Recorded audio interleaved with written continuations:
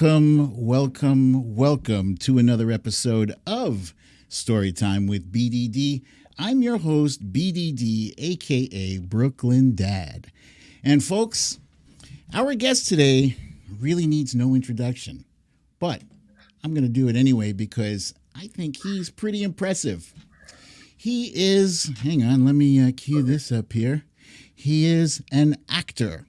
He is a comedian. He is a writer. He is a television host.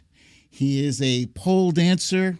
He is a political excuse me, hold on. I'm sorry. I'm just getting that he is actually not a pole dancer.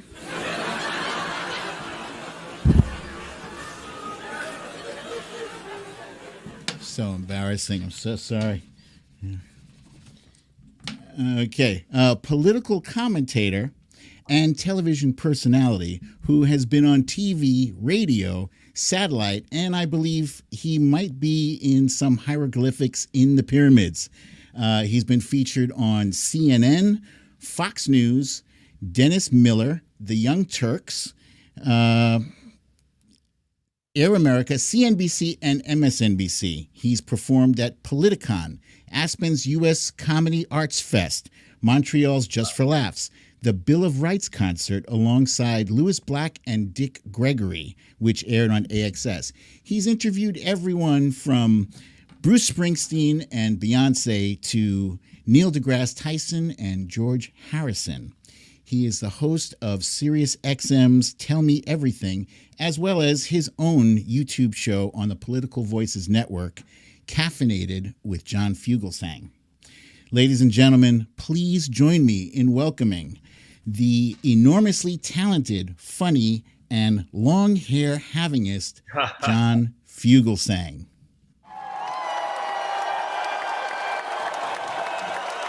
Thank you. Sit down. Sit. Sit, you riffraff. What a room. What a plague. What a room. What a plague. Welcome, John. Thank you for joining us. I'm here for your BD energy. Thank you. Good to All right, see you, so my friend. It's been a long time. Last time I saw you was right before the pandemic happened, and it's great to see your beard has gotten more lustrous. Yes, that's right. Actually, I do have some pictures queued up, but before we get on to that, I wanted to get on to the burning question. The burning question of the day is, what hair products are you using to give you that luscious head of hair? Well, today, the only product I'm using is COVID-19. I got up, my wife was diagnosed over the weekend, and she's been quarantining in the basement. I got up this morning all set to take my little guy to school, and I got the results of my PCR test around 6 a.m., and I got a positive COVID test just today. So that's the only product I've used. Other than that, it's just sloth. I want to apologize to everybody for my hair. This is my pandemic mullet. I'm very ashamed. I look like Joe Exotic's mullet donor. It's terrible. I know. It's like John Wick in a Moroccan oil shortage. You understand? It's like I look like the really douchey TA at Slytherin House. You know, like at my salon, they call this look the pet hoarder. So it's not good. I acknowledge that. But, I will say to the ladies, I now understand humidity in ways your man never will. So yeah, this is what I did during the pandemic. Dude, you should not feel ashamed. I mean, I wish I could grow that head of hair. Like I have it here. I have it on my chin. You've got it in the right spot there. Yeah, I mean, and that's great. That's enough to get you pulled over, by the NYPD with that beard. I can't do that at all. I can't. But I figured the pandemic was probably my last chance to look like a goth country singer. So that's what I went for. And it's got to come off soon. Hey, that's the last time I saw you, I think. That's right. So, ladies and gentlemen, I met John previously at the SiriusXM offices back when he was kind enough to invite me on his show, despite the fact that I had a mere 300,000 followers or something like that. And John Fugelsang is really in real life, despite what he wants people to think, he's a really sweet guy. Very sweet, very welcoming. He made me feel like I was a contender, like I was somebody. And I found you to be the exact opposite. I found you to be belligerent and rude, and uncouth, and all the things the trolls say about you. It really was. So I was not let down. Thank you, John. Thank you. So, are you fully? You like on the day you like we're talking about our grooming on the day all the fascists are calling us groomers? I like that. That's a good shit. Oh my God, they're just, it's so disgusting and so disingenuous. Yeah. But I want to ask you. People who defend Matt Gaetz calling you a groomer. That's all I'm saying. Right. Before you got the diagnosis, I wanted to know, were you going to be back in the studio, like fully back in the Sirius XM studio, or working remotely? Well, I've been working remotely since the 13th of March, 2020. That's how long, because March 12th was a day I'll never forget. It was our last day in the Sirius XM studios. It was my son's 8th birthday. He just turned 10 last month. And it was the same night that Donald Trump gave his Oval Office address about coronavirus. That's the one where he announced falsely that the government would be paying for everybody's coronavirus treatments, and the White House had to correct him right away. And I knew it was going to be bad that night, because at the same time, Donald Trump was on the TV telling us about coronavirus. Over on the Fox channel, Sarah Palin was appearing live on The Masked Singer. So we're bringing it back to that night. At the same exact moment, we had a former reality show star turned politician on one channel. We had a former politician turned reality show star on another channel. And I said, there's going to be a plague. That's a sign. I'm waiting for the witness. That's when I knew it was going to be bad that night. Oh, my God. It makes me wonder, how did we ever... Well, actually, I wanted to ask you, how did we ever survive through a pandemic where only half of us gave a shit about most of us, and the other half hoarded toilet paper and spat in our faces because they refused to wear a mask? Yeah, well, the answer to that is we didn't. A million of us didn't make it. And every time you hear a right-wing person say, more people died of COVID under Biden than Trump, well, that's because of you anti-maskers, anti-vaxxers. I never knew how comfortable I was in my penis size until I saw so many men who felt emasculated because they had to wear a mask. Just the mere thought of empathy conveys weakness to deeply mediocre white men. But of course, you know what I'm talking about. Indeed. And half of them, the ones that show up at those far right wing rallies, like the Proud Boys, they're all wearing masks anyway.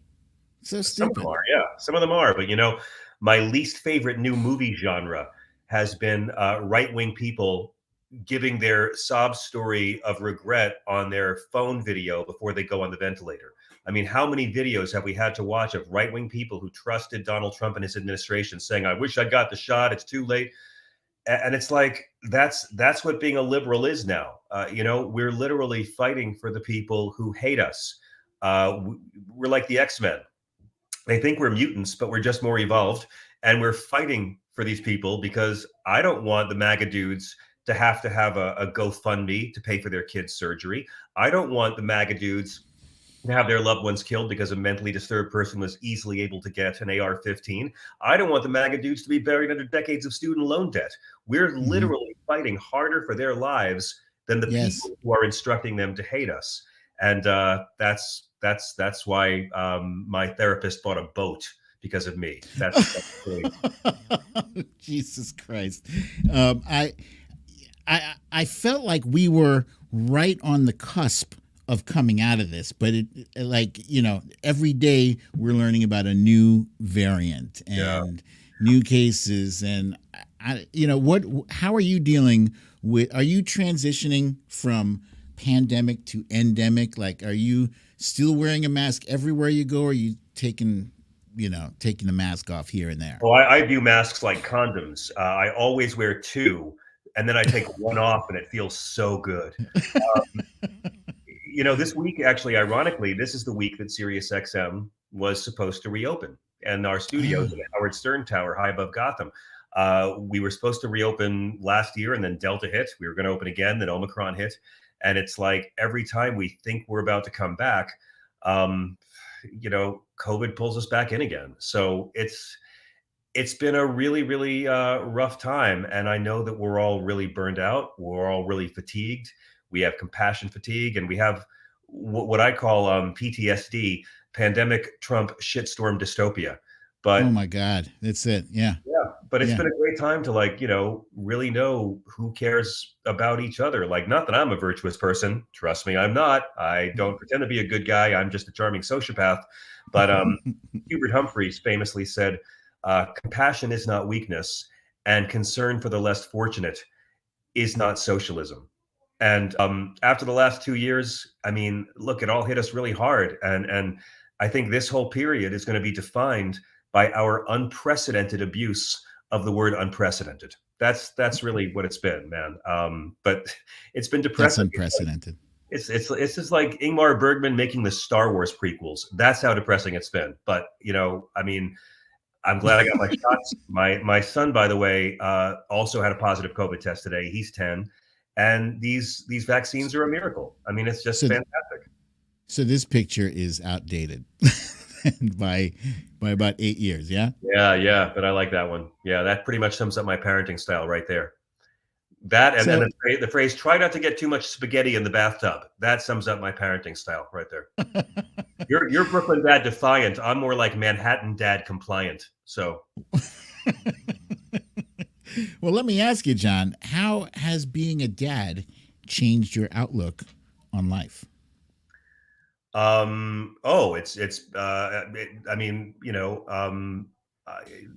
think it made me a better parent in many ways over the pandemic. I finally stopped calling the pediatrician the vet. That was good. I think I grew a lot in that sense. Early on in the pandemic, my son said to me, are we going to be okay? And I said, well, we will be until Christmas, and then Santa's going to come and kill us all because he'll shred the house. He did it, and he cried for a couple of days, but I think he thought it was funny. I do. Being a dad teaches you to say yes to some jobs that you wouldn't normally say yes to, and I took a syndicated show on Fox gig against my better judgment. And then I got out at the 6-month mark as soon as I could. But I never thought I'd be a parent. We were together 19 years. My wife and I. We were together we're happy 19 years, happy. And everywhere I go, I play all over the country, north, south, east, west. I have never met a couple that waited 19 years to ruin their relationship. So we're really special in that sense. So and when I found out we were going to have a child, honestly, I never thought I'd have one. And I just I just prayed and I said, God, please, I don't care if it's a boy or a girl, just let it be gay. That's all I wanted. I'm really trendy. That's a gay child is the must-have accessory in the style section in the Times. And I coached him. I tried. His first words were "bitch, please." Like I really tried. But I don't know. It's a hard question to answer because I think I had a child for the same reason I had a colonoscopy, to get material out of it. So that's. There's no shortage of material with kids, just so you know. I mean, even long after they leave your house, you're still going to have plenty of material. How old are your kids? I got 5 now. Let's see. My oldest is 30. I got 31, 29, 25. Those are my 3 adult sons. They're all 3 graduated from college and living on their own. Yeah. And my kid is better than Pokemon. Holy crap. And then 2 with me right now are 16 and 13. Okay, so that's great. Congratulations. Yeah. Wow. Thank you. Yeah, they're he's the best sexually transmitted parasite I have ever had. That's what I'm saying. Well, John, it turns out you're not just a dad. You're also a son. You're the son of a brother. Yeah. All right, wait. There's some history, guys, ladies and gentlemen. John has a very interesting family Long Island lineage. John, can you Actually, can I you have a speak Brooklyn to? dad. I have a Brooklyn dad. That gentleman there who's dressed like the Jedi Knight, he's from Flatbush. So I had a Brooklyn dad who was quite defiant as well. He's a Franciscan monk. Am I right? Franciscan brother. Yeah. Brother. Okay, excuse me, Yeah. not the monk. Yeah. Yeah. And mom was a nun. My mother was a nun from the South, from Virginia. She was part of an order called the Daughters of Wisdom. And the convent put her through nursing school. And then she went to work as a nurse in Africa, first with lepers in a leprosarium, and then in a hospital in the jungles of Malawi. Wow. Yeah. Wow. Oh, yeah. That is very impressive. So basically, your dad was a brother who married a sister. Correct. And NPR did a headline about that once, and a lot of people got the wrong idea. So, yeah. I've been waiting for like 4 days to uncork that. It's fascinating because I've been watching John's videos. He's got a bunch of videos out there on YouTube. The guy is very, very funny. But I didn't realize actually how much material you had from that's like, I wouldn't call it religious, but it's, religion dipped or something. Yeah. Would you call it that? Yeah. I mean, I'm fascinated by religion. I was raised very Catholic, very deeply Catholic. My mother was, I grew up admiring Jesus the way anybody admires mom's first husband. And and he had heavy visitation rights in our house, let me tell you. And I admire Jesus more now that I'm not terribly religious. And the further I got away from religion, the more I wanted to understand the Bible. And so, I reached a point one time where I used to do when Bill Maher had a show on ABC. I was doing it a lot. I was living in LA. And is that politically correct? Yeah, and incorrect. Yeah, incorrect, yeah. And they had me on like debating Jerry Falwell and David Duke, and I was like in my 20s. And when my mom finally gave me permission to begin talking about their past, because I was never allowed to talk about it, and they never told us. It was one summer. I was like 6 or 7 down south spending the summer with my grandma, and she took a shoebox full of photos out from under the bed and showed me all these pictures of my family. And my mother was dressed very differently from everyone else in all the photos. And that's how I first understand that my mother had quite an interesting life before she married my dad.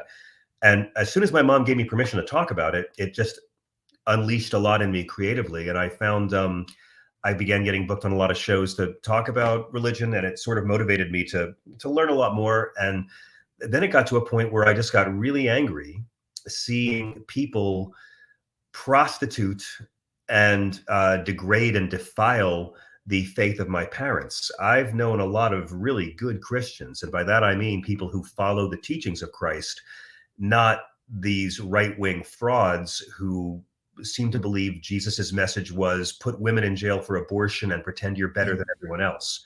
It's really about fundamentalism. And my material and the stuff I do is always kind of targeting all fundamentalism because they're all the same. A fundamentalist Christian has more in common with a fundamentalist Muslim than they do with a liberal Christian. Yeah. But yeah, I just never heard my point of view growing up. If you watch the news, spirituality was a spectrum where you had either atheists or imbeciles, and that was it. You were either a non-believer or you were a douchebag screaming at women outside clinics. And I came to really resent having Jerry Falwell speaking for my parents. So, and what I found over the years was the more I would talk about it on stage or on TV or on the radio, people would come up to me and say that they really responded because they were raised religious. And, they say the largest growing religion in America are Mormons. I disagree. I think the largest growing group in America are people who were raised religious, but now consider themselves spiritual because they're off to the hypocrisy of men in dresses and funny hats.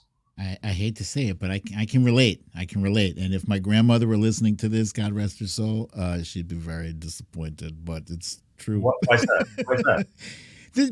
Just feeling disillusioned, by religion and the hypocrisy and the things you see. I'm not Catholic or Christian. I'm Muslim myself. Yeah. But it's the same way. You know what I'm talking about. Conservative, like far right, fundamentalist Muslims have more in common with fundamentalist Christians than they do with progressive Muslims.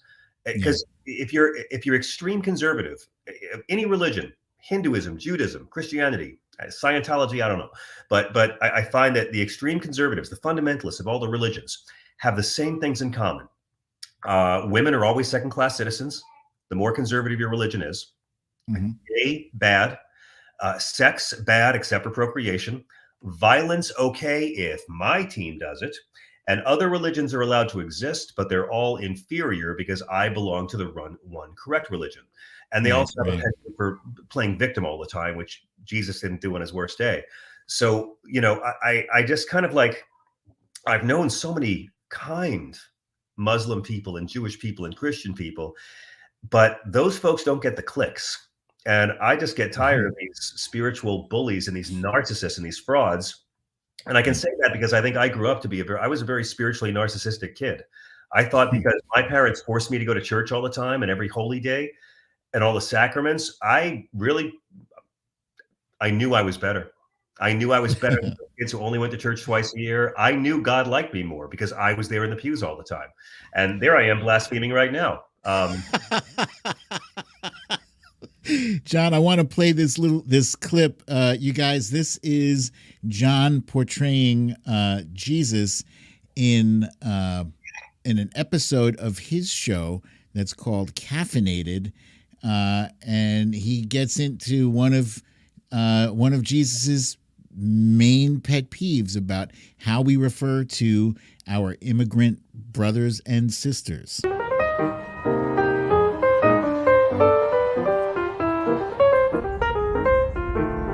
Oh, hi. Come, walk with me. I kind of want to talk about the least of my people. Every year around this time, I always got to try real hard to not smack upside the head all these hypocrites, snakes, and vipers who call undocumented U.S. workers illegals.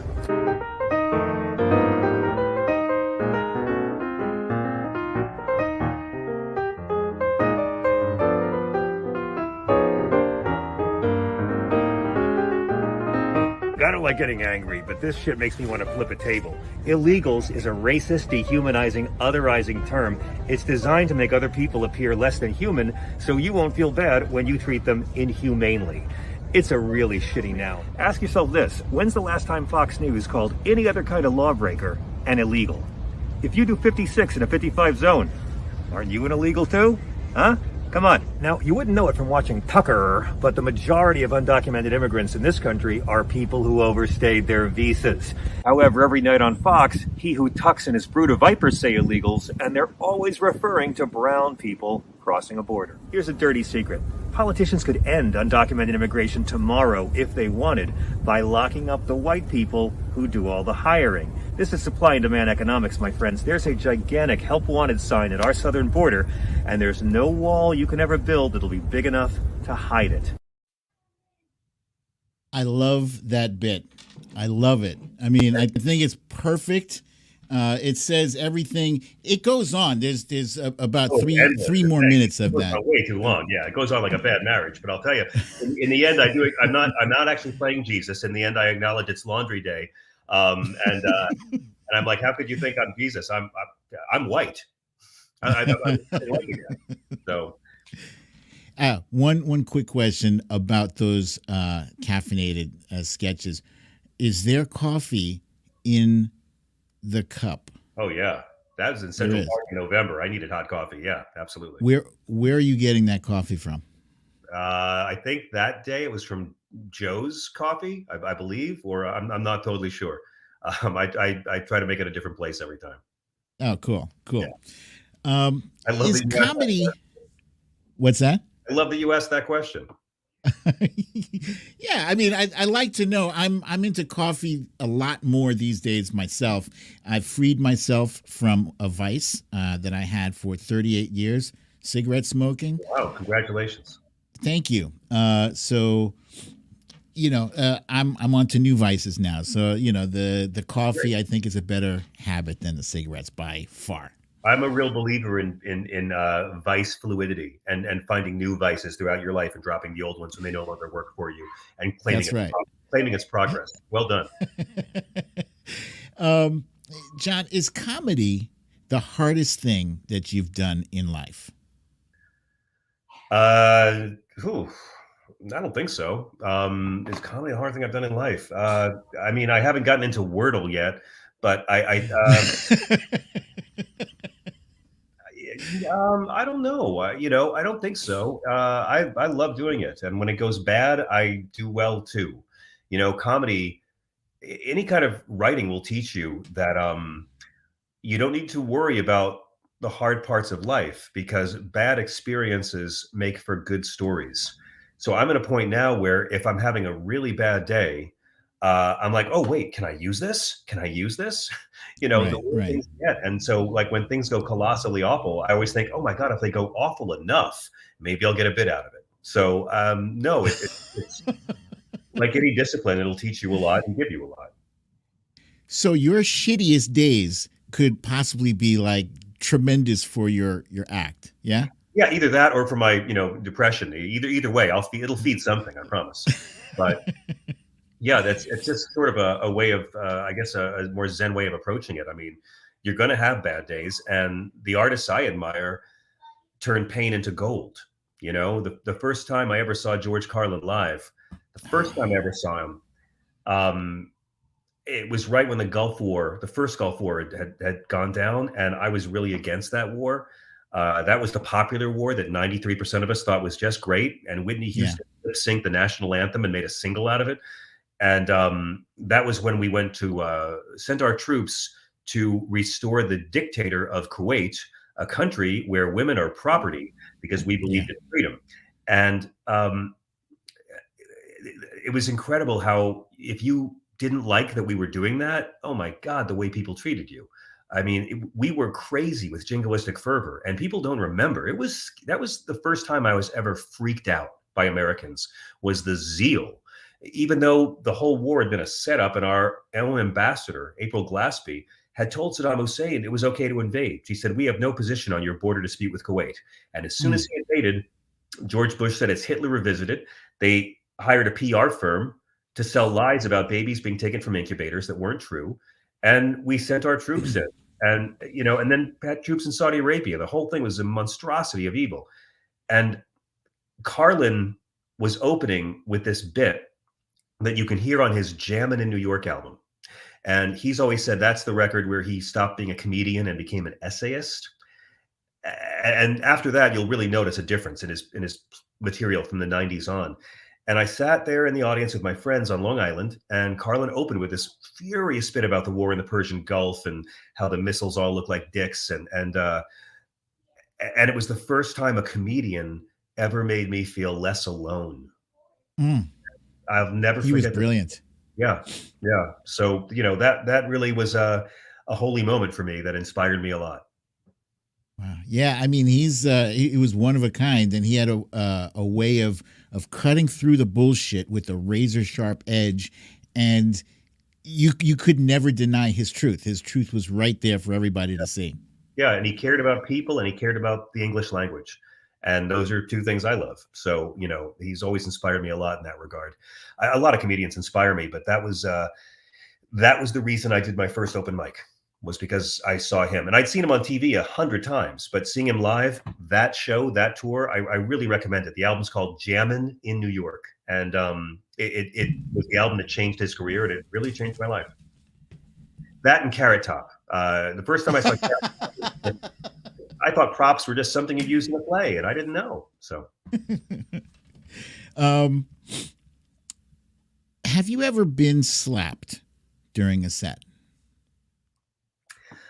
I've been slapped many times during sets, but very rarely has the audience given the person who slapped me an award 10 minutes later. Yeah. Five times, 6 times tops, really. Really, very few No, times. no, no. Seriously. I've never been slapped. I've I've been threatened with bodily harm. I've been threatened with bodily harm. I've had to shout people down in ways that I don't like to do. I've had to tap into my dad's Brooklyn quite a bit. But I've been shoved. I got shoved by David Duke once, but I've never been slapped. Wow. Yeah. David Duke shoved you. Oh yeah. Yep. That's cool. Great. That's a badge of honor. Well, we had just done a show together, a Bill Maher show, and I sort of offered him hot gay sex if he would stop. So for some reason, it's a little close to home. I love it. I love it. That's great. So you stay working. You have such an interesting mix of experiences ranging from stand-up to political TV, CSI, America's Funniest Home Videos. Somebody asked me on a tweet, like they replied to the tweet that I was sending out about the show. They said, hey, wasn't he on AFV? And I was like, yeah, with Daisy Fuentes. So which one of all those, the TV, the radio, what is your Goldilocks zone? I knew at a very young age that I just wanted to do a lot of things in my career. I wanted to try a lot of things. I love acting. That's my first love. But I love doing stand-up. It was once I moved to LA that I really got into doing political material, and that really changed me. It was political material that led to me doing like pundit stuff, which is, I don't consider myself a pundit. I consider myself a person who makes fun of all this. Doing shows like my Sirius XM show, or I did a series for Current TV. I used to be on mornings on CNN with Soledad O'Brien every day. And there's Pop Culture. That's Page 6 TV, which I did for the Fox network that was syndicated. There's Mario Cantone on the end. And I agreed to do the show because Mario was on it. And I thought, let me take a break from politics. I was burned out after the election in 2020. And I thought, 2016 rather. And I thought, let me do a pop culture show. Let me make fun of Kardashians for a while. And we did a 3-week summer run. The ratings were through the roof. We were beating, Jimmy Kimmel in some markets. We were beating Colbert in some markets and late night. I thought it was going to be a late night show. And then when we finally launched the actual series after the 3-week tryout, Mario didn't do it. And when Mario didn't do the actual show, I knew, and they didn't replace him with another comic, I knew it was going to be a problem. And then we launched, got great ratings. And after about a month on the air, they told me they were getting rid of the studio audience to save money. And I thought, well, then you can get Mario Lopez to replace me. I will find you Mario Lopez's agent's number, because I did not here to come to talk about the Kardashians without irony. I am not here to do celebrity chit chat. I came here to mock this culture. So I tried it. I did a film for PBS about the American Dream, where we interviewed about 200 people in 55 cities and 17 states about the American Dream and retraced the journey that de Tocqueville took when he wrote Democracy in America. I want to do a lot of things. I want to have the craziest resume in the world. That's always that picture is that's Sean Penn there. Yeah. That's in Haiti. I was doing stand-up for the troops when they were there on their humanitarian mission after the quake. Was that after the earthquake? Yeah, and what Sean did was I had only met him in like Hollywood parties before, but he took over this golf course, and they had like thousands and thousands of refugees living on this golf course, and he got the U.S. Army Corps of Engineers to come and like drill little ditches so the water would be diverted in the rainfalls and people wouldn't drown at night. And it was just amazing. That, celebrity's like the goofiest thing we've ever invented. And he took his celebrity and literally used it to save lives. And he's doing the same thing right now in Ukraine. I have undying respect for his activism work. I don't agree with him on it, but he's a great artist, and he's a really good humanitarian. You really, you wish more celebrities would do that. I mean, really, what are they using their time and their status for? I know. I mean, some of them do, but I mean, one thing Bob Dylan has taught me is an artist is not obligated to. I like artists who repurpose their celebrity for stuff. And a lot of us always want Bob Dylan to stay the activist of the 60s, but he doesn't want to. That's not what he's here to do. He's here to be an artist. Let Springsteen be the activist. I mean, McCartney right now is trying to get Starbucks. This week, McCartney, who I've worked with a couple times, is trying to get Starbucks to not charge extra for non-dairy milk. And I thought that's like a really cool, smart little bit of mini activism to get people, if you don't want to have cow milk, you want to have almond or soy or whatever, why do you have to pay extra? And it might seem stupid, but for someone of his stature to lend his celebrity to that, and he does important things too. He does stuff for landmines. And I mean, it's funny when you said that, when you described that project, I thought the opposite. I thought, wow, that's a very trivial thing. But then it dawned on me that's huge. Well, he's a big animal right. He's a big animal rights guy. And the first time I worked with him, I got to London to do this special for VH1. And the night before they said, listen, no leather shoes. You can't wear leather shoes tomorrow. So I'm like walking around Piccadilly Circus at midnight trying to find a place that's open where I could buy canvas sneakers to not offend Paul. But, I respect that. And I've learned I like artists who are willing to use their celebrity to help others, but I don't mandate it. It's everyone's individual choice. You did a really cool show, and I couldn't find video of this, but good Lord, you did a broadcast 1,000 feet below sea level. Yeah, we set a record. It's not in the Guinness Book because they want a lot of money to be in the Guinness Book, but we set a record for the deepest radio show in history. Not the deepest broadcast that happened in World War II, but the deepest radio show. And we went to the Bermuda Triangle, literally, in Bermuda. And you made it back. Yeah, with Nekton submarines. That guy you see in that little submersible is one of the guys who piloted a submersible for James Cameron when he made his documentary about the Titanic, the IMAX documentary he made.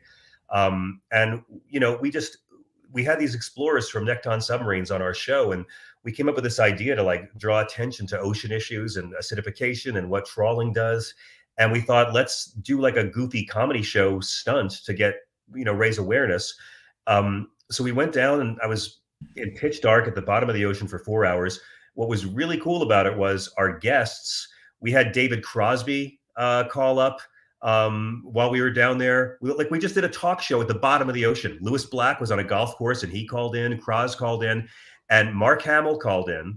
And then on the yacht that was on the water above us, Gene Roddenberry's son Rod was with us. He was there, and Frank Conniff was my sidekick, and he was there talking to me while we were doing the show. And it was the first time I think that we ever had a show that had stars of Star Trek, Star Wars, and Mystery Science Theater 3000. That is the hippest lineup I've ever had for something. That is insane. Insanely cool. God bless Sirius XM. We just pitched them this crazy idea and they let us do it. And Nekton submarines, it cost like $100,000 to take one of those things down, but they let us do it. And it was really creative and really fun. Yeah, that's awesome. Someone brings me a crazy idea and I'm like, yeah, I want to do that. I've never done that. When I'm old, I want to have a lot of different experiences and weird things I've done. So that was a really fun one. You guys, like I said in the beginning of the show, this guy has a resume. He's got a parole officer is in the negative. Oh, there she is. Yeah, there's my boo. So yeah, I a lot of these pictures I found on my own. That's Rosario Dawson. I'm not sure if you sent me this one or not, but incredible. I did not send you this picture, but the best part about this picture is her boyfriend took it. Wait, was that Cory Booker? Yes, Cory Booker took this picture. Okay, wow. Shit. This picture has levels to it. Oh, well, yeah, God bless him. Yeah. There's you with Anthony Bourdain. Yeah, boy, you went digging. You found some. I did indeed. I wasn't messing around. Carol Burnett, this one floored me because I remember watching her show as a kid, you know. I mean, that was like family viewing on Sunday night, you know. Same with me. She was my mother's favorite comedian, and my mom had just died when we did this. And I had met Carol before when she was on Broadway doing Love Letters. I got to go backstage and meet her, and she's wonderful. She needs to work more because she's so sharp. That was a big thrill that day. Yeah, she's comedy royalty right there. Yeah, she is, and her daughter's pretty sharp too. Rob Reiner, who is not only comedy royalty, he's a director and he's an activist. He's also a riot. Rob's come on stage at our shows. Like, he's come on stage for like half a dozen of our live shows when we've been in LA. He's just, and in New York as well. We did a show at the Beacon Theater. He's a great guy. Excuse me, that's my stupid phone.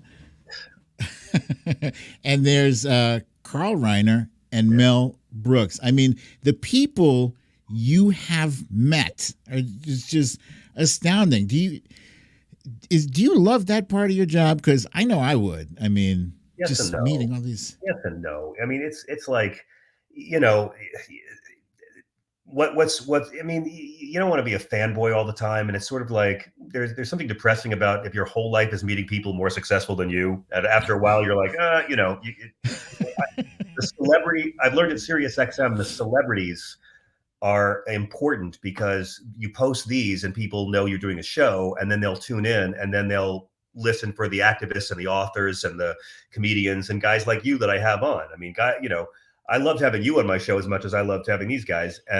But the celebrities are tent poles. This was fun. This was actually a really fun one because this was in Carl's living room, and we flew to LA just to do it.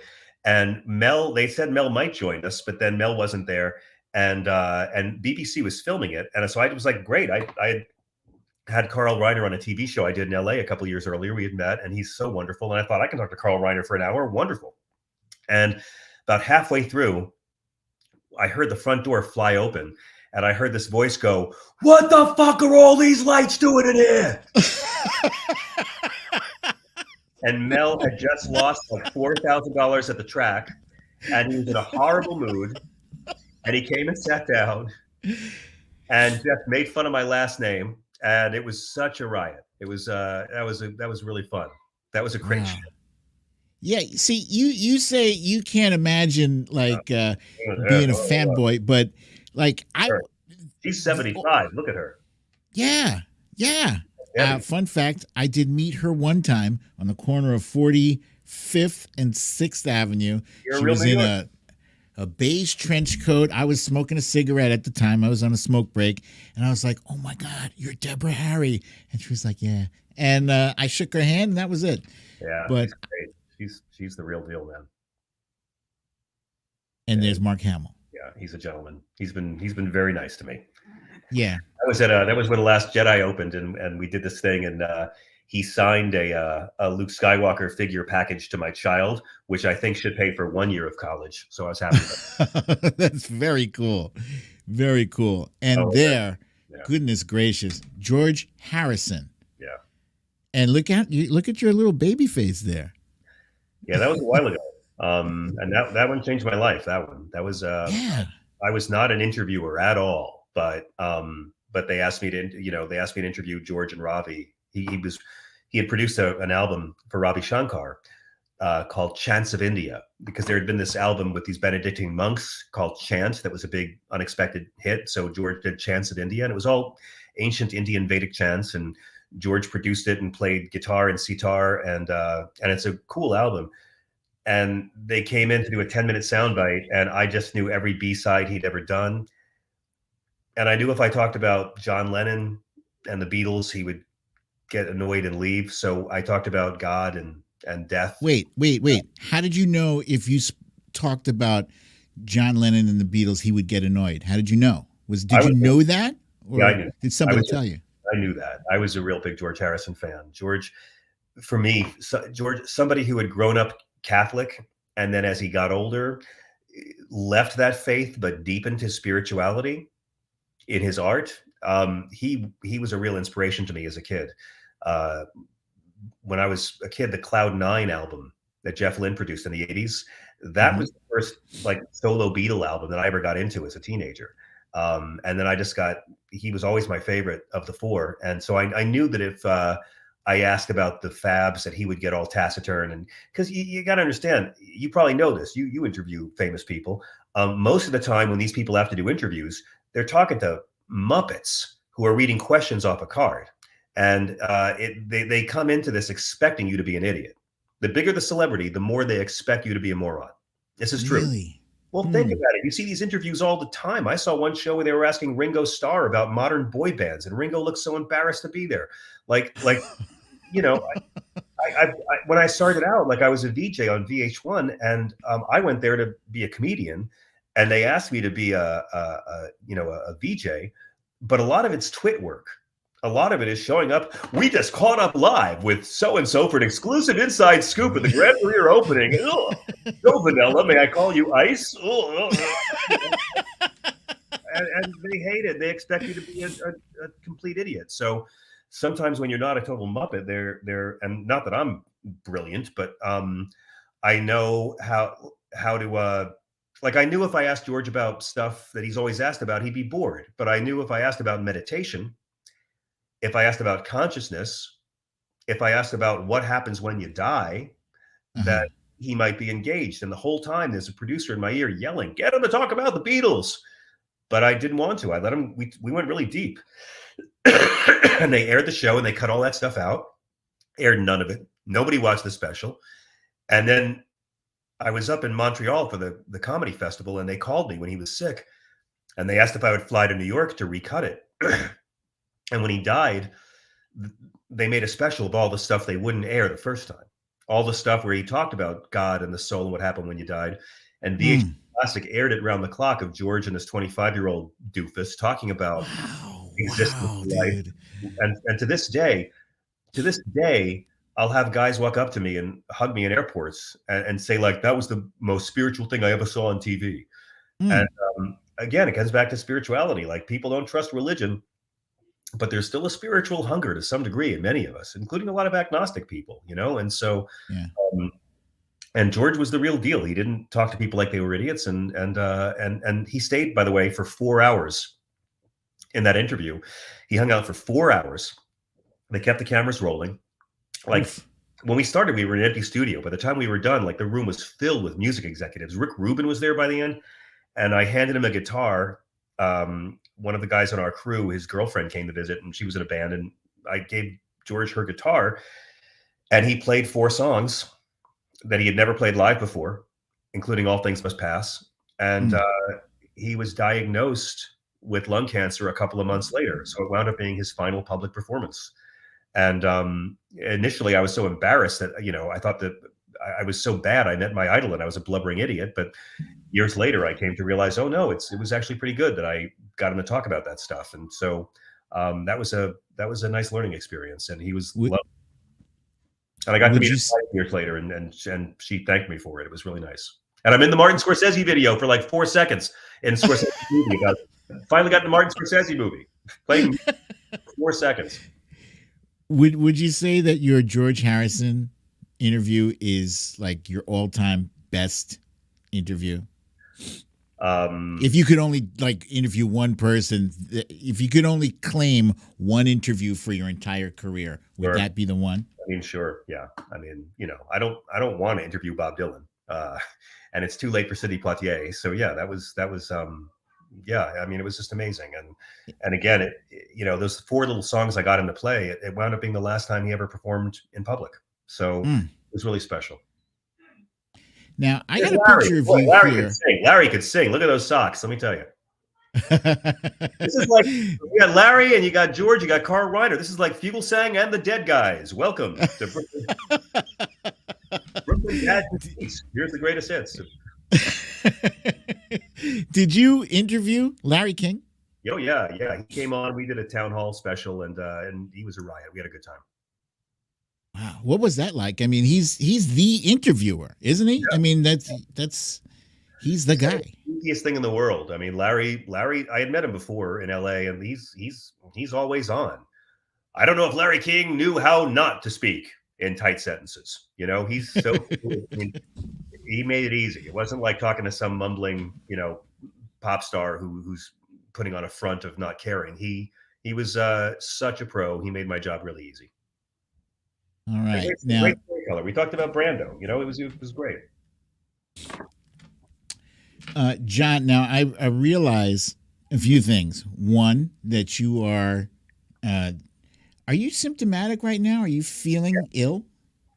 Yes, but that's more to do with this conversation than the COVID. Oh no, I'm kidding.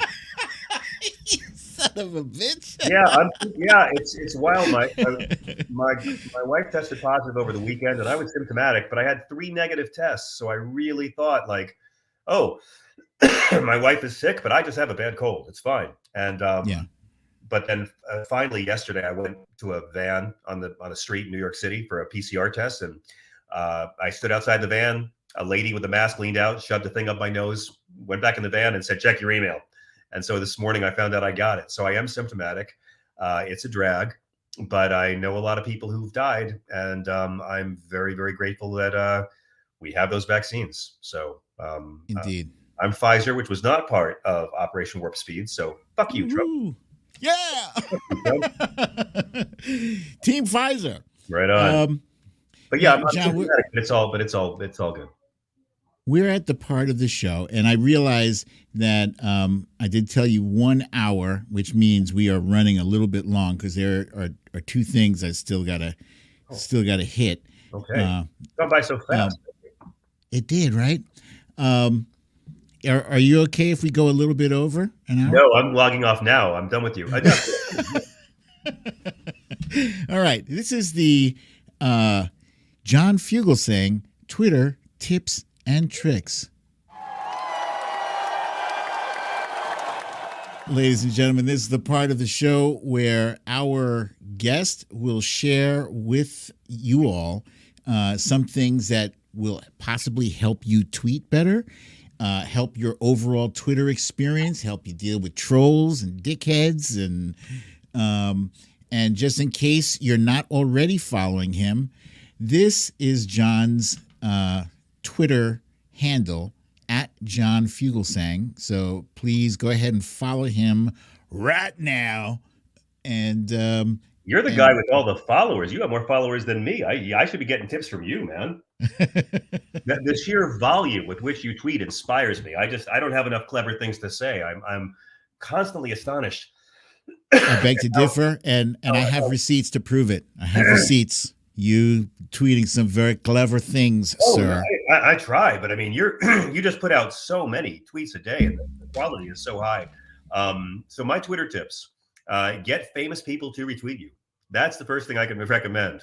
Really? Roger Ebert was the first one. God bless him. When I was first starting out on Twitter, and I remember my dad was in hospice in Florida, and I went down to spend the last couple of months with him, and that was when I first got really into Twitter because it was just Florida hospice hanging around, and Ebert began retweeting me, and that was that made me like Twitter. But I have a lot of tips. My main one is I don't recommend blocking people. I don't block people. I think blocking trolls gives them power. It gives them bragging rights. It makes them think they got to you. I say mute them. They will never know you've muted them. And then they will burn lean tissue and waste years of their life tweeting hateful shit to you that you will never see. And they will think that you are look, here's the deal with the trolls. You're the beautiful girl at the bar. No matter who you are on Twitter, you're the beautiful girl at the bar. And the horrible men are the horrible men who are there. And because you don't want to talk to the horrible men, they're going to abuse the beautiful girl at the bar and call you horrible. It's awful guys. Come on, it's Twitter. Yeah. It's, half of them are bots. Don't even reply to anybody. I generally don't reply to anybody who's hateful, who has an account that began in late 2020 onward. Because if that's when they joined, then they're Russian bots or they've got thrown off so many times. If it's a new account or if it's an old account, like a 10-year-old account with only a couple dozen followers, it's not a person. It's not a person. Don't waste your time. You have to learn how to be the beautiful woman at the bar and ignore the idiots. I I'd had Twitter before I had junior high school, because it would have prepared me to ignore the bullies, ignore the ones. They're all a bunch of children, these man babies, and they've all decided, like toddlers, that negative attention is better than no attention. So they will be hateful, they will attack you, they will be malicious, they'll have no value in what they say. They're grown men who go on the internet and hide their name and face so they can try to hurt people. Yeah. And so I try not to ever be mean to people. I try to attack points, not people. But don't block them, because you see these douchebags who have these accounts like proudly blocked by blah, blah, blah, blah, blah. That's like saying, I've been proudly turned down by this girl, this girl, this girl. No, don't give them any power. Mute them, ignore them, learn, keep your goals away from the trolls and ignore them, and just mute them. And they'll think that, they'll keep on attacking you and you'll never know it. And they'll just think you got balls of steel. So seriously, don't put up with any abuse, but don't block them, because I think it gives them a little too much power. That's one of my biggest tips on Twitter. I don't know. I mean, I used to block a lot of people, but then I realized one day, no, I'd rather just keep it interesting. Yeah. Okay. I personally, I have been blocking people just because I don't have. It's faster actually for me than the mute thing, but I think I might switch it up.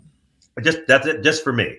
And you're a big shot on Twitter, and but I find that the more a big shot you are on Twitter, the more they're going to come attack you, because if you engage with them, they're going to get more attention, and they do it like Matt Gaetz attacking Defense Secretary Austin, because he's just trying to get his audition tape for the voters back home. They're just trying to get attention, like the douchebags at the bar bothering the hot girl. Ignore them like the hot girl ignores the rude construction workers. That's the biggest tip I've gotten. And also I would just say, try to make your Twitter feed as diverse as you. Post photos, post art, post music videos you like, post historical facts. Try not to have therapy out in public, but don't, if your thing is sports, great, but try to post about stuff other than sports. If your thing is, Star Wars, great. Try to post about things other than Star Wars, because a lot of great communities out there and you'll meet a lot of people. John, you see, you yourself have just proven that you have a vast store of knowledge on how to use Twitter well. And I thank you for these tips and tricks. There's some things that you said. You're a Twitter superstar, and you've got twice the follow I have, so that's really nice of you to say. Thank you. There are things that you said that I know, but I've forgotten. And it's excellent to hear you bring that up. So thank you for sharing those. Like, what are your secrets to being such a Twitter superstar? I think my main one actually was the diversity one. Also to post on consistent times around the clock, because your audience, I'm not sure if the algorithm is still working the way it's supposed to, whatever, but people, they tend to tune in. If they know that you're going to be posting at certain hours of the day, they're going to be looking for your tweets at those hours of the day. So one thing I used to try to do was, if I had a tweet that I really liked, I would try to post it around 5 p.m. Eastern time in New York, between 4:30 and 5 p.m. Because if you do it around between 4:30 and 5, people who are at work, and this is back when people still went to places to work, people who are at work, they haven't left their office yet. People on the West Coast are back from lunch, and people in London are just finished dinner. And so you probably have the greatest chance of having volume there. I also think if you post something in the morning that you like, don't be afraid to retweet yourself. The Catholic Church forbids it, but don't be afraid to retweet yourself a few hours later. So the folks on the West Coast have a chance to see it when they get out of bed. And then, if you feel self-conscious later in the day, just unretweet yourself and just try to, because if I have something that I like, or I want to get more people to see it. So, John, that's an important one that I totally forgot. And that other people on Twitter, some trolls or whatever will try to make you feel bad for retweeting yourself. Yeah, exactly. Don't feel bad about that shit. Ignore it. We're all there for self-promotion. I'm not there to post baby pictures. It's my job. I'm not going to have therapy in my tweets. I'm not there to do a cry for help. That's what Facebook's for, folks. Make Facebook where you have a cry for help because you're lonely, not Twitter. And remember, any man who hides his name and face on Twitter to attack people is not a man. Don't let them down. People who are there to hate and be malicious, they're in their own punishment, and don't let it, keep your goals away from the trolls. And remember, hate makes you stupid. Don't ever hate them back. And I'm glad you said that, because you got into it with a troll, right? Oh, yeah, and you didn't I loved how you handled this. You didn't disrespect him. You didn't lower yourself. Yeah, I did. What? I did. I did. Really. This is my thing. I got a real issue with these revoltingly fake Christians who claim to follow Jesus when in reality they don't. The Bible's not against abortion, right? Jesus was against the death penalty. Jesus' religion, Judaism, not against abortion. The Bible, not against abortion. God gives abortion tips in Book of Numbers, chapter 5. So I have a real issue with fake Christians, and there is no way you can vote for Donald Trump and follow the teachings of Christ. There you go. You can be true to your religion, but not Jesus. So when I see douchebags do this thing and claim to be Christian, then I want to call them out. Yeah. And I appreciated that you did this. I had gone to your Twitter feed and just typed in John Fugelsang and I think Jesus. And it was like a whole it was a whole shitload of you kicked over the hornet's nest there. Yeah, this guy I invited him to call. I always invite him. I say, call my radio show. Go ahead, show me up. Go ahead. I thought this was great. Let's talk about the Bible. Let's talk about scripture. I'd love to, and they never do. You said, "Ooh, Kevin, sorry, I still don't hate you back," and you almost like you drain them of their power when you refuse to go there with them. So I thought that was don't, because the more you hate them, the more you become like them. And once you let yourself hate a troll, you're not going to be clever. You're not going to be pithy. You're not going to have funny thoughts or insights. The only reason to respond to a troll at all is either to help make a point or entertainment value, and sometimes that's the same thing. So I'll only respond to if I'm weak and I'm angry or in a bad mood about something. Maybe I'll get into it and then I'll go back and delete it later because I don't want to be in a fight. But generally speaking, I do believe hate makes us stupid, and I also believe if any of these guys could meet me face to face, they wouldn't be so hateful. There are a lot of cowards. Indeed. And so don't fall into that trap. Seriously, stay nice. John Lennon said the only things that work against fascists are nonviolence and ridicule. So I try to live by that. Ah, did he really? Yeah. Ridicule. That's interesting. Nonviolent, because they can't handle it. They can't handle, comedy about them and nonviolence. They could, if you want to fight and hate them back, they can handle you then. They're equipped for that. But if you're not going to hate them and you're going to use wit on them, they can't do it. And it's a deadly combo. You're there to entertain other people. So it's actually good because in Twitter you get to do it in public. Don't have big long fights in private with these people. Have them in public.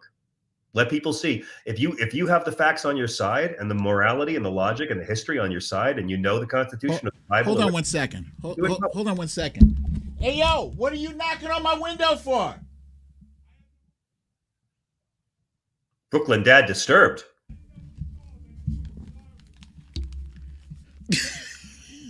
You guys, this is live.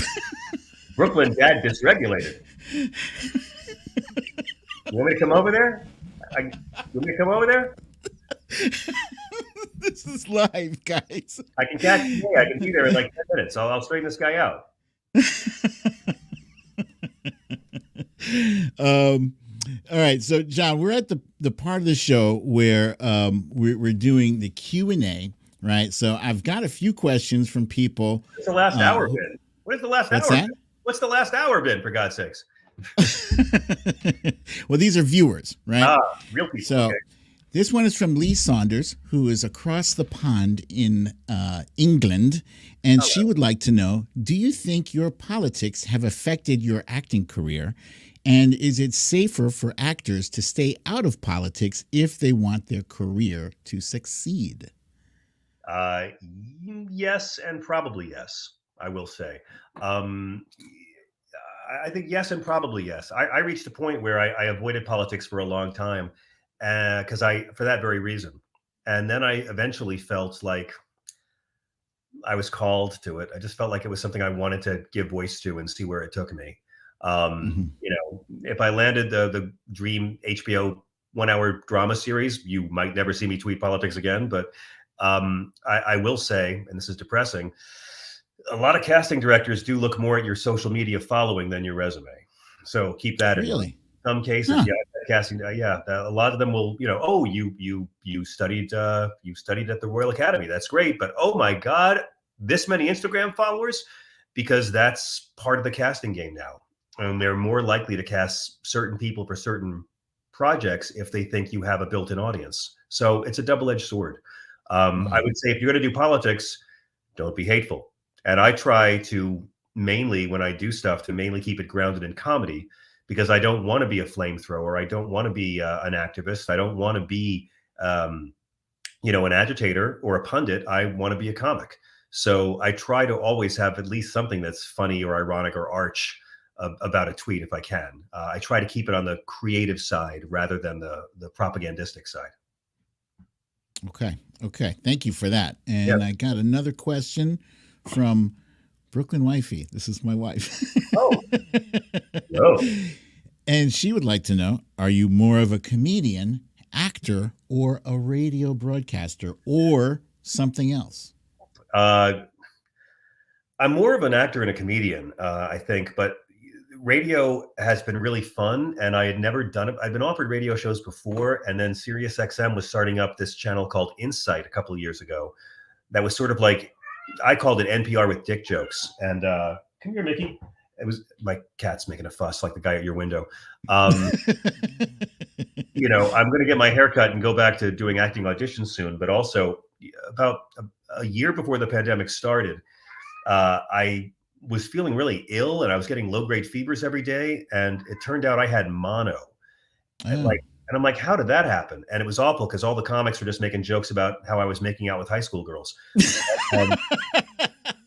So for, almost a year before the pandemic started, I was having to socially distance and stay home and having low-grade fevers all the time. So this has been going on for me for 3 years now, not just 2.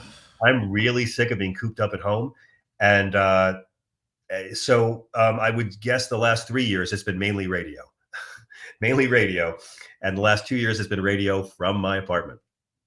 Interesting. But I'm excited to get back. I'm excited to get back on stage. I've done a couple of road dates already in the last couple of months in the Midwest and down south, and I'm really, really looking forward to getting back on the road and getting back into doing some auditioning as well. Nice.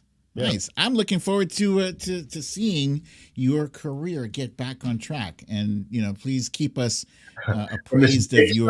Right now, I mean, no, like that's the great thing is that it's been really fun. Like the radio thing has been my main gig, but it was a real blessing to, as many of you know, to have a job that I could still do from my apartment, and it's been surreal to do a radio show because I've talked to Julie Andrews in my apartment on lockdown. I talked to RZA from Wu-Tang Clan. I talked to Bernie Sanders. Like we're, having the celebrity guests in my TV room on Zoom has been a really strange way to spend the pandemic. I've been starved for actual people, but having celebrities and such has been a real riot. And it is cool as hell.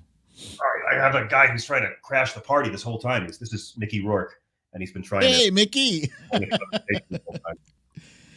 Okay, so this is my favorite part of the show. This is the guessing game, and I'm going to explain to you briefly how this works, right? Okay. We've got, I'm giving you 4 choices to choose from. You can either guess the Beatles song, you can name that 80s tune. Okay. You can name that Prince song. Very nice. Or you can name that TV show theme song. I like all 4 of these categories, but I'll go with Beatles song. Beatles, okay. Now, how this works is, where's my Beatles song? Okay, boom. How this works is if you get this quickly, right away, it's almost like Wordle, right? If you guess it like in the first in the first line of the lyrics, you'll get like that, and I'll give you an approving meme. Yeah. Okay. But if it takes you forever to guess it and you can't guess it, then you'll get this look here. Okay. Great. All right. Let me find my cheat You're just gonna like a note, or are you gonna give me lyrics, or what are you gonna do? I'm gonna sing. I'm gonna sing. Okay, let's do it. I didn't know that. I want to do Prince songs. No, go ahead. Let's do Beatles. Here's the first one. Desmond has a barrow in the marketplace. Obladi, White Album. Easy. Here we go. There's the first one. I like yours out better than mine. Thank you. You can ring my bell. Ring my bell. That's from the 80s list. Go ahead. You did get the first line, and good on you, sir. Okay. Good on you. Okay. The next one. Where was this? Obladi. Oblada was correct. Here is the next one. I am he as you are, he as you are me. From Magical Mystery Tour, that is I Am the Walrus. Ah! Once again, on the very first line, yes, sir.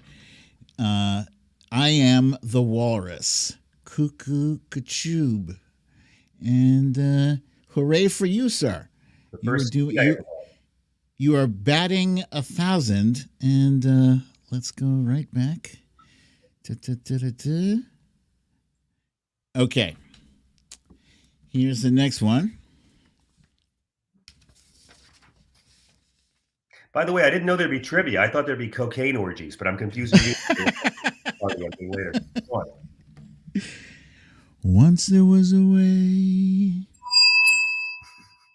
to get back homeward. I kind of want to just hear you sing. I mean, what? Do you know this? Numbers from Abbey Road. Yeah. Okay, of course. Okay, you're deep in the Beatles knowledge. Yeah. You're only doing like really famous songs that everyone has on. No. These are hella famous songs. That's the Abbey Road medley beginning. But for me, it's like all of these are famous. I thought you were gonna be quizzing me with stuff from Anthology too. I mean, let's do more of this, please. Okay, this next one, I think I might stump you. Okay, maybe. Okay. Wednesday morning at 5. He's Leaving Home from Pepper. Oh, which McCartney did live on his 2002 tour, but it's not on the American version of that live album. But so if you get Back in the World by Paul McCartney, you can hear his live version of She's Leaving Home. Okay. Do you know the backstory behind this? Which part of it? What part of it? Oh, I'm not sure. Yeah, apparently this was a true story. This was about a girl who vanished from home. Okay. Yeah, she just vanished. Wow. That's all I know.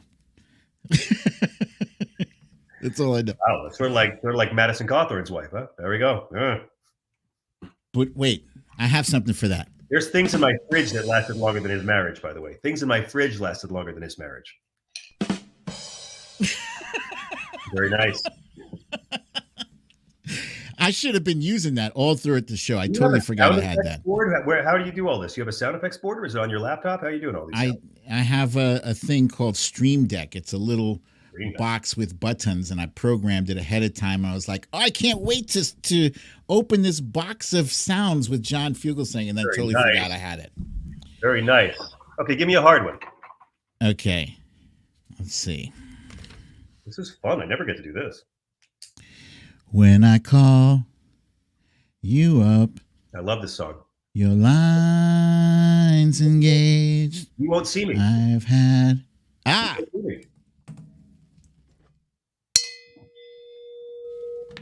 Great song. Once again, I'm almost at the point where I don't think I'll be able to stump you. Come on, that was the hardest one yet. Come on. Was that? That was the hardest one yet. Come on. Even Drake thinks so. Okay, let's see. Drake.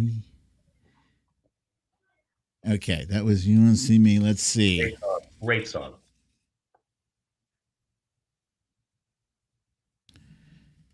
When I wake up early in the morning, Favorite album. I'm only lift sleeping for my Revolver. head. God damn! It's the biggest band of all time. I chose the easiest topic. You know, believe it or not, quite a few people would have swung and missed on a few of these. Maybe, but I got to tell you, I kind of like, while my vanity wants to answer right away, my love of art kind of wants to wait and just hear you sing more. So that's Okay, let's see.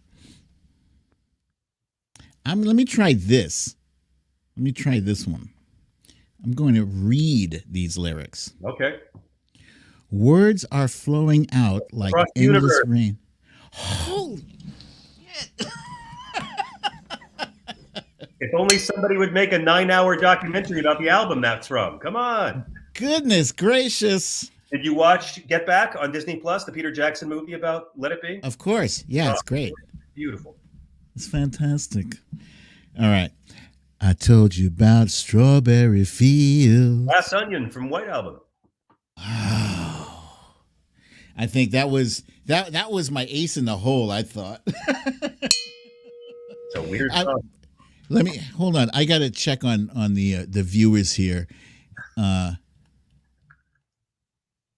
Yeah, they are floored. Oh, really? they are all floored. The comments. Let's do this again. Teresa Bravo says John is too good. Do this with Dylan. Let's do this with Bob Dylan next time. This is a riot. I love it. Okay, so I probably won't get you on this one. Let's do it with Ringo's solo albums to make it really hard. No, go ahead. When I get older, losing my hair. From Pepper, When I'm 64, which Paul never played live.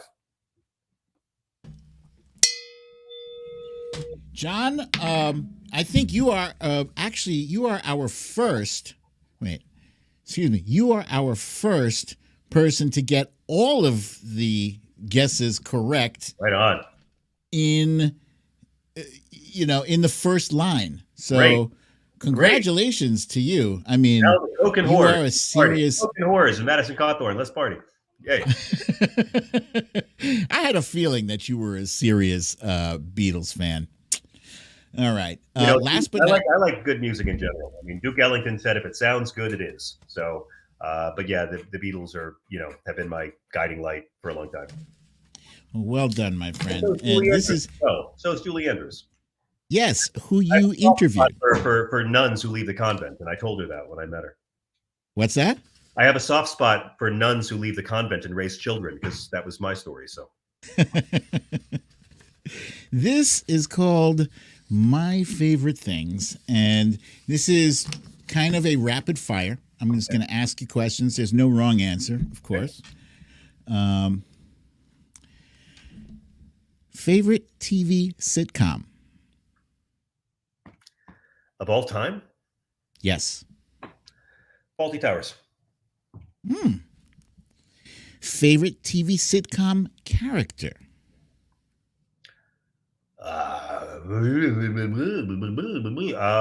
Oh God, I don't know. Basil Fawlty. I'll just go with the same one. Lame. Okay. I can't say Cliff Favorite- Huxtable anymore. What's that? I can't say Cliff Huxtable anymore, so I'll go with Basil Fawlty. Favorite comedy movie? Of all time, Yes. the Marx Brothers Duck Soup. Really? Huh. Favorite you answered this already in the beginning. I was going to say favorite comedian, and that would be That's George true. Carlin. Sure, yeah. Yeah. Favorite dead politician? Abraham Lincoln. Good one. Good. Favorite living politician?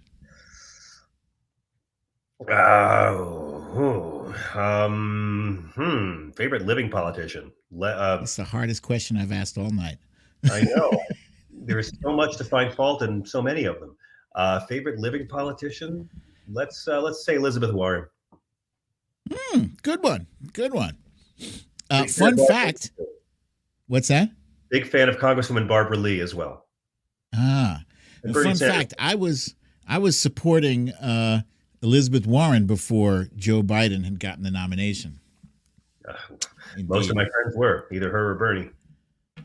Favorite singer or group? Of all time, Yes. favorite singer is Bob Dylan. Okay. Okay. Favorite Twitter account of all time?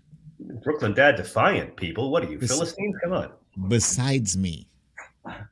Oh, besides you, Yes. Eddie Pepitone, comedian Eddie Pepitone. Really? Yeah, he's great. He follows me. He follows me on the Twitter. He's so funny. He's so funny. Okay.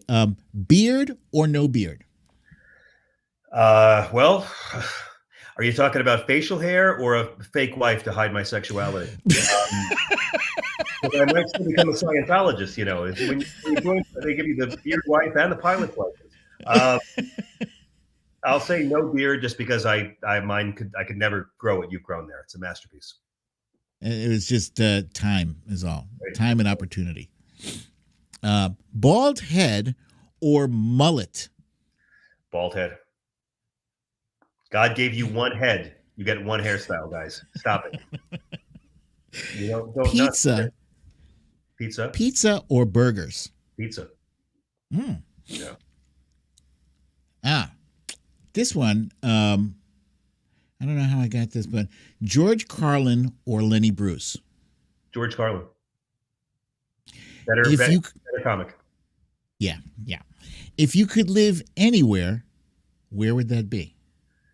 Anywhere on the planet Earth or anywhere in the universe? Oh, well, in the universe. No, sorry. Yeah. Let's stick to planet Earth. I got a feeling you were going to pick like a hypothetical I perfect live planet. right here in New York City, where I live right now.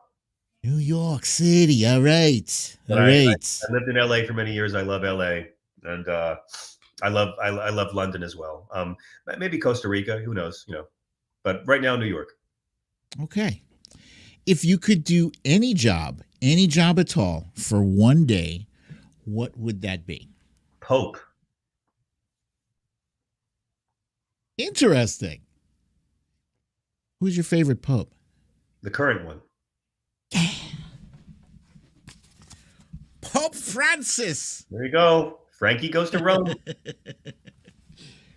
I think if picked I had that up one when day of Pope, I could authorize women priests and get rid of the hang-ups on gay people and birth control by lunchtime. So yeah, I'd have an encyclical out by dinner. Any particular charities or foundations / organizations that are close to your heart or that you support? Yeah, plenty. Disabled American Vets, Sean Penn's charity, JPHRO, which was his organization in Haiti, is a great place. JPHRO is a great nonprofit. And my brother does a great nonprofit called Open Path Psychotherapy Collective, which hooks up different therapists for low-income people to have sessions over Skype, which allows people who don't have a lot of money and can't afford therapy to be able to see a therapist. So that's a pretty good one. My brother is the moral smart one in the family. Wait, I'm sorry.